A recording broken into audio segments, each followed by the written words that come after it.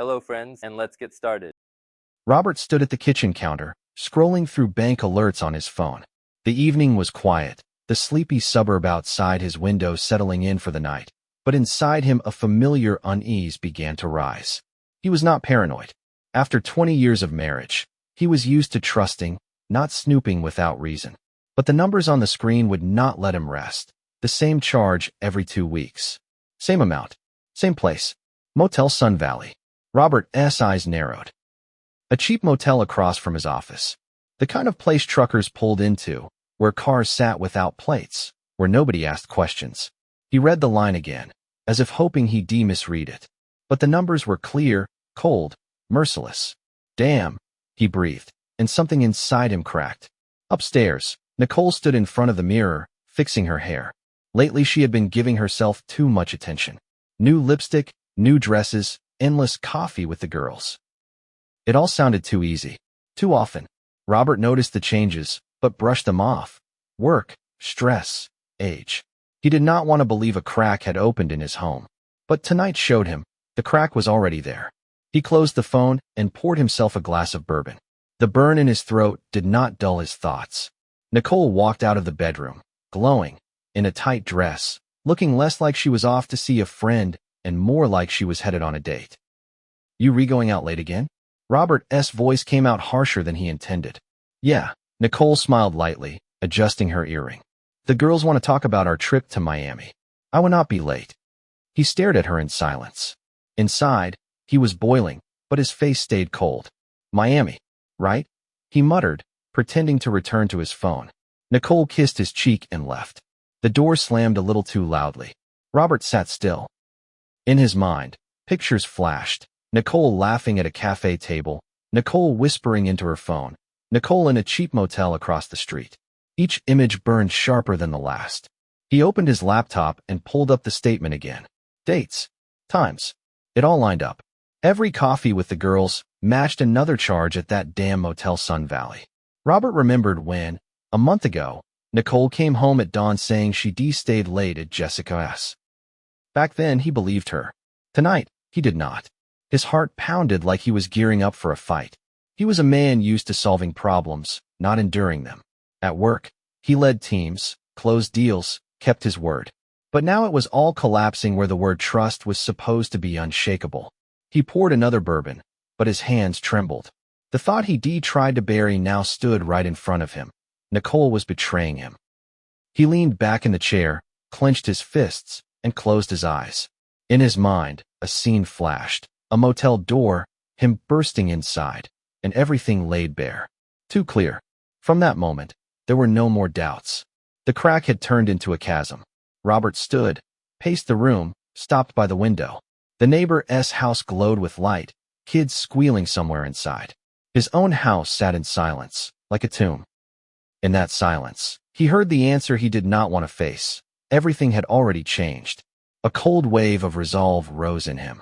He would not scream or beg. He would not ask. He would wait. And when she went to see her friend again, he'd be right behind her. Robert exhaled heavily and glanced at the photo on the wall.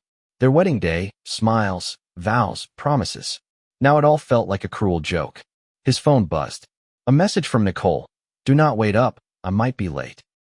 He gripped the phone hard. That little heart at the end felt like spit in his face.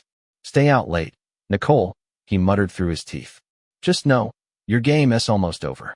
And in that moment, he realized there was no turning back. Robert woke up early, before dawn. Normally he'd get up calmly, pour himself a coffee, and head to work. But now, every morning started the same way, with a check. He unlocked his phone, skimmed through messages, then pulled up the bank statement again, though he already knew every date and number by heart. Motel Sun Valley. Branded into his memory like a burn. He sat at the table and, for the first time in years, began writing by hand. Date. Time. Nicole's excuse. The amount. He felt like a detective in his own house. But this was not a game. It was a war, and the enemy carried his last name. Nicole walked into the kitchen in her robe. Her hair neatly tied, her gaze calm, her voice soft. Morning. You up early. Robert nodded without looking at her. Work. She smiled and kissed his cheek. Her lips smelled of strawberries. He noticed new lipstick. Again. And right then, he knew. He'd start keeping track of everything she did. Every move, every little detail. Because only then could he catch the truth. That afternoon, Robert drove past the motel. At first, just to see. The license plates were filthy, half of them smudged. The facade was peeling, the neon sign flickering. He pulled into the lot across the street and sat there, staring. Inside, he was boiling. To picture Nicole here felt like humiliation, a spit on his dignity. He raised his phone, snapped a photo. Address. Time. Evidence. From that moment, the game began. That evening, Nicole said she was going to have dinner with the girls. Robert nodded. He even smiled. But as soon as the door shut behind her, he grabbed his keys and followed. Nicole's car did not head toward the usual grocery store. Robert kept his distance, headlights off. The road bent toward downtown, then an abrupt turn.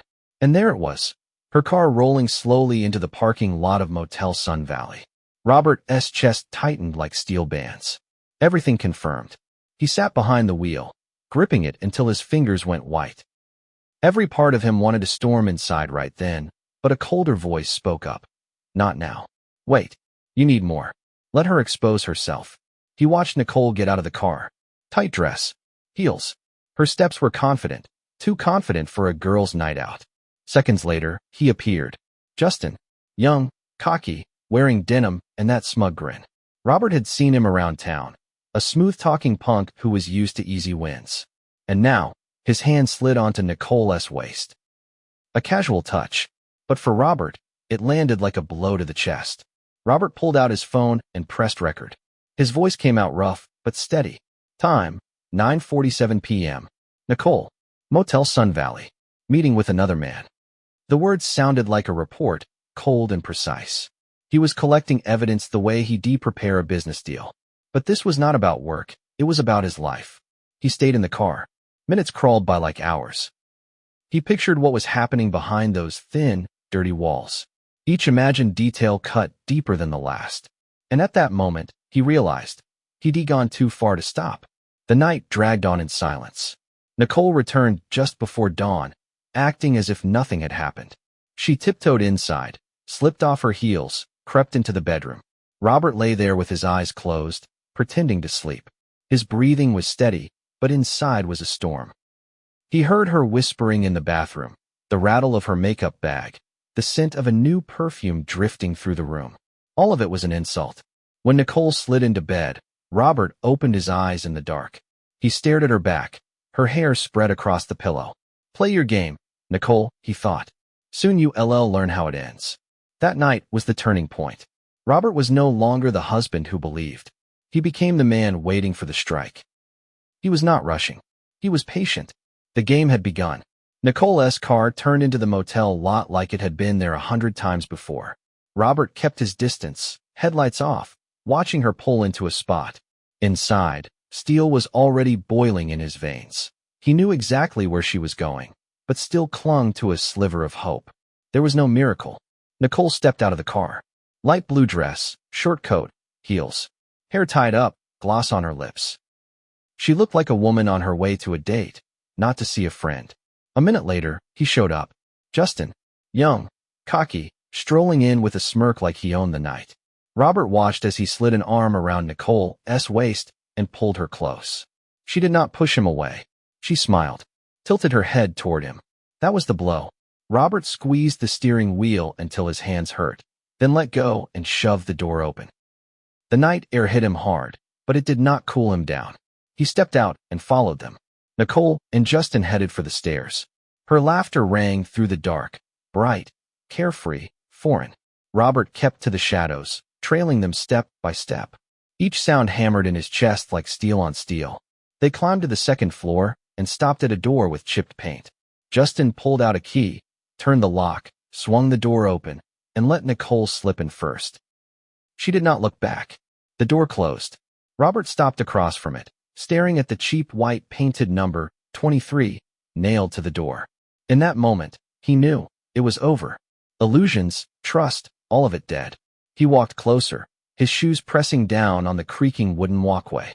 The boards groaned under his weight, louder than he wanted. He did not back off. He planted himself right at the door, one step away from the line where his life split in two. Voices carried through the thin wall. Laughter. Nicole's voice, soft and tender. The same voice that once belonged only to him. Now she'd given it to someone else. Robert shut his eyes and drew in a deep breath. That's it. You crossed the line. The code is broken. He set his hand on the cold doorknob. The metal burned against his skin. His heart pounded, but his face was stone. 1 second, and everything would change. He did not know what he'd say. Did not know what he'd do. But he knew one thing. Here and now, it would end. A dull thud came from inside, Justin setting something on the table. Then his smug, lazy voice. Nicole's laugh followed. That laugh cut like a blade. Robert's grip on the knob tightened. His jaw locked, knuckles turned white. Enough. The game is over. And he shoved the door open.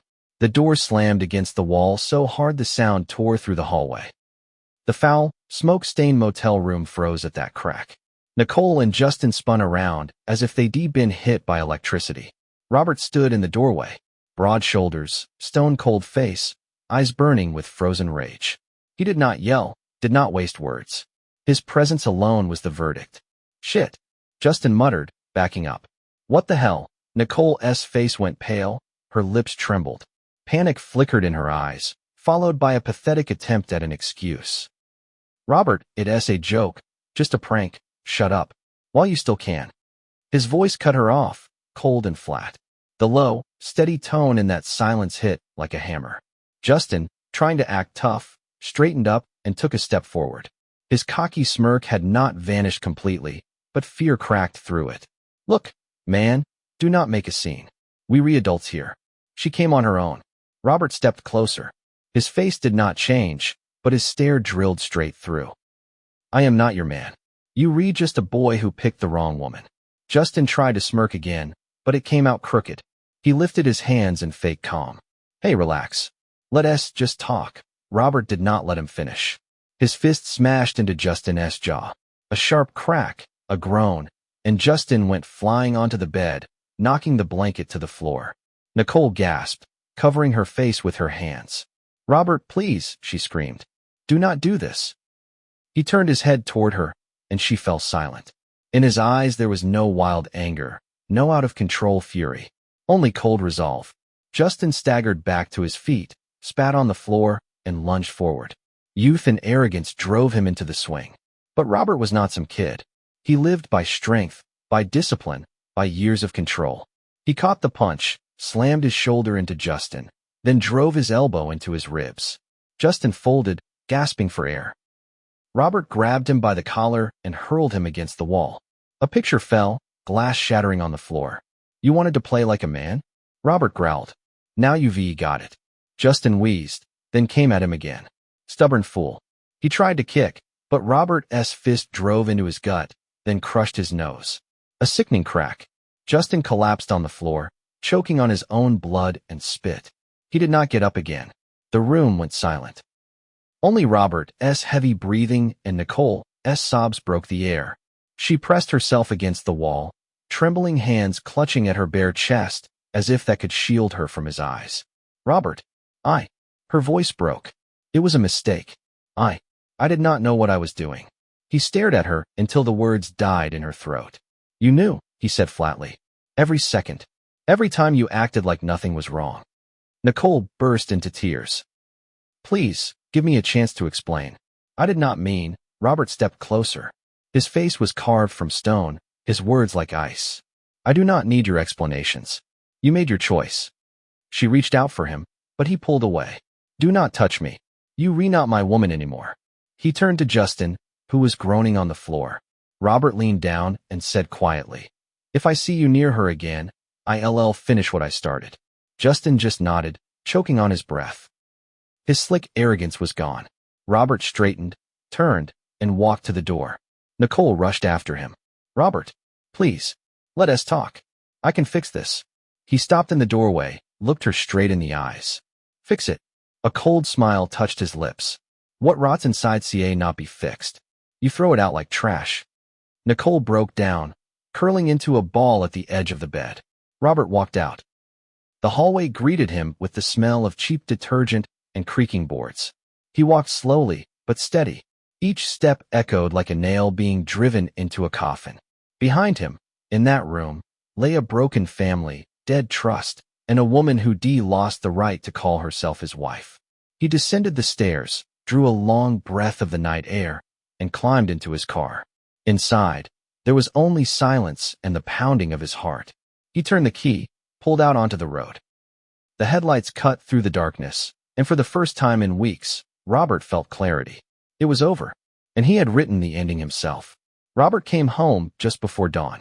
He did not turn on the lights, did not make a sound. He simply sat down on the couch in the living room and poured himself a bourbon. The glass rested steady in his hand. No trembling, no wasted movement. Inside, everything was cold and clear. He waited. The clock on the wall ticked loudly. Outside, the sky was starting to pale. Soon he heard the sound of a car pulling into the driveway. Nicole was back. The door opened slowly, as if she were afraid to step inside. Silence filled the house. Then came her footsteps. She stopped when she saw him. Robert, her voice shook. I did not know where else to go. He did not answer. He took a sip of bourbon and set the glass on the table. His eyes were heavy, direct, carrying not a trace of doubt. Your things are upstairs. Suitcases by the closet. Pack them. Nicole froze. What? UCA not, we still. I can. His voice was flat, steady. You ended it yourself. She took a step closer, reaching out as if to touch him. I made a mistake. I swear it meant nothing. It was just a stupid moment. A stupid moment that lasted for months. He cut her off. A stupid moment you paid for with my card. A stupid moment where you looked him in the eye and laughed. Do not lie. Nicole shrank back, tears spilling down her face. Robert, please, give me a chance. I love you. He stood. His size and presence filled the room instantly. Love does not betray, Nicole. You did. She covered her face with her hands, choking on sobs. Where am I supposed to go? I have no one but you.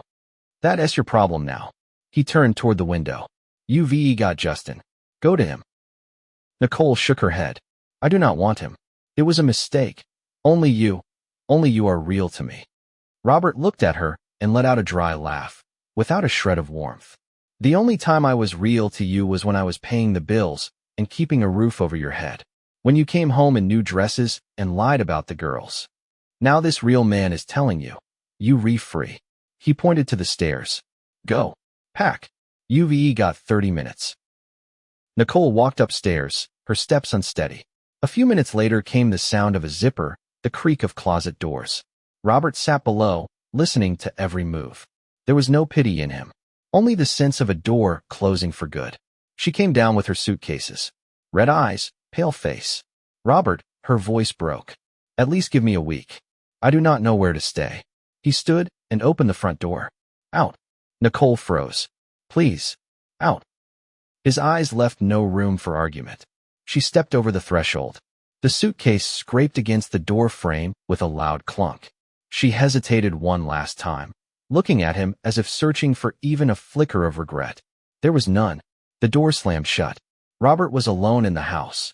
He poured himself another bourbon and sat back in the chair. The silence was thick, heavy, but no longer crushing. This was a new silence. An honest one. He pulled out his phone, opened the wedding album, and deleted it. Then he erased every other photo of Nicole. One motion, wiping away a past that had become a lie. The embers glowed in the fireplace. Robert stared into the flames and thought. He had lost a woman, but kept himself. A few days later, the papers were ready. He filed for divorce. The lawyer said it would take time. Robert only nodded. Time is all I have. But she has already gone from my life. Life slowly returned to rhythm. Work, the gym, meeting friends. People noticed he had grown quieter, but in his eyes there was something new, a calm strength. He no longer made excuses for anyone. In the evenings, he came back to an empty house and, for the first time, felt that emptiness was better than falsehood. Nicole kept trying to call. At first, every hour. Then less. Messages with apologies, pleas, begging. Robert did not answer once. One day, he saw her outside a store. She approached him, eyes pleading, hands shaking. Robert, I still love you.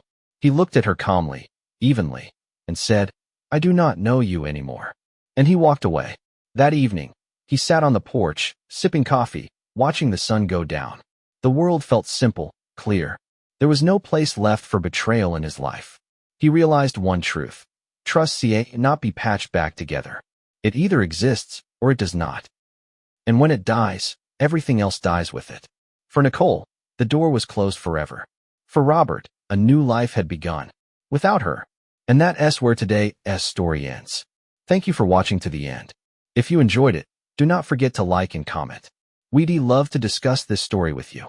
See you in the next video.